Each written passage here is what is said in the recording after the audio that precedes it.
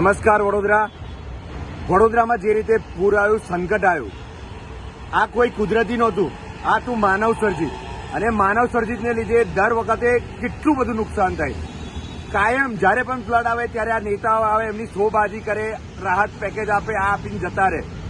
પણ એવું નહીં કે એનાથી શીખે, બીજી વાર આવું ફ્લડ ના આવે એ પ્રયત્ન કેવી રીતે થાય. આજે અમે વડોદરાથી સ્પેશિયલ અમદાવાદ હાઈકોર્ટના વકીલ સાહેબને મળવા આવ્યા છે.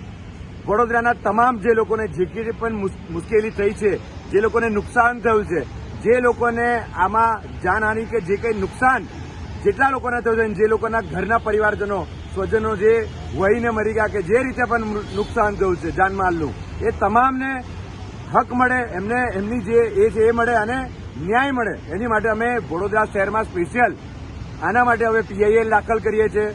આપ સૌ લોકોને જે કંઈ સોસાયટીમાં પાણી ભર્યા છે, એમના પ્રમુખને, એમના મંત્રીને, એમના દરેક લોકોને, દરેક વ્યક્તિ, ભલે કોઈ પ્રમુખ ના હોય, તમે તમારી સોસાયટીના જે કોઈ પણ શહેરીજનો છો, જે કોઈ લોકોને જેટલું પણ નુકસાન થયું છે, ચાહે ધંધામાં, ચાહે પોતાના ઘરમાં, એ સૌ અમે આ હાઈકોર્ટ સુધી મૂકીને અમે આ કોર્પોરેશન પર અને એમના પર અમે એક્શન લેવાના છે. સૌ લોકોએ આવનાર રવિવારે મોટી સંખ્યામાં ભેગા તો થવાનું છે. એનું પણ એક મોટી રેલીનું આયોજન કરી રહ્યા છે. સાથે હાઈકોર્ટમાં જે કોઈ તમારે નુકસાન થયું છે એ મૂકવા માટે પણ અમને એક વસ્તુની તમારી મદદની જરૂર છે. શહેરીજનો પાસે અમે મદદ માંગીએ છીએ. સૌ કોઈ લોકોએ વિરોધ કર્યો છે. તમારો વિરોધ વ્યાજબી છે, પણ અલગ અલગ રીતે વિરોધ કરીશું તો એનું કોઈ રિઝલ્ટ નહીં આવે. સૌ લોકોએ ભેગા થવાનું છે. સાથ સહકારથી આપણે કોઈ રાજકારણ નથી કરવાનું.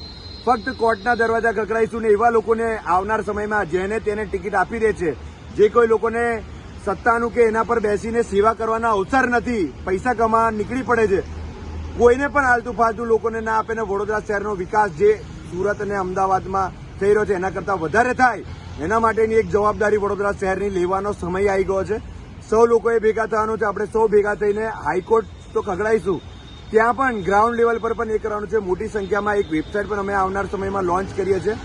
આવતીકાલે ફરી અમારો એક મેસેજ મીડિયાના માધ્યમથી, સોશિયલ મીડિયાના માધ્યમથી તમારા સુધી પહોંચે. આજે અહીંના એડવોકેટને પણ મળ્યા, એક રિટાયર્ડ જજ સાહેબ પાસે પણ બધી લીગલી પ્રોસેસની વાત થઈ ચૂકી છે.